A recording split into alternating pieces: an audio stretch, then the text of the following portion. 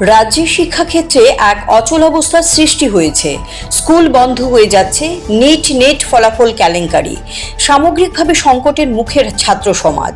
এই অভিযোগ করলেন এসএফআই এর রাজ্য সম্পাদক সন্দীপন দে।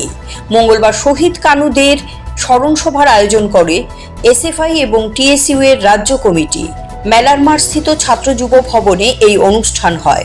উপস্থিত সবাই শহীদ কানুদের স্মৃতির প্রতি শ্রদ্ধা নিবেদন করেন। এসএফআই এর রাজ্য সম্পাদক সন্দীপন বলেন, রাজ্যের বর্তমান পরিস্থিতিতে এসএফআই এবং টিএসইউ ছাত্রদের সংগঠিত করার মূল দায়িত্বে রয়েছে। কানুদের স্মৃতিচারণ করতে গিয়ে বলেন, 1991 সালের 9 জুলাই শহীদ হয়েছিলেন তিনি।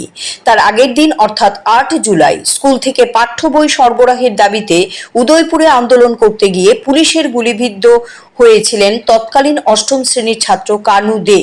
সেই থেকে প্রতি বছর তার শহীদান দিবস পালন করে আসছে এসএফআই এবং টিএসইউ।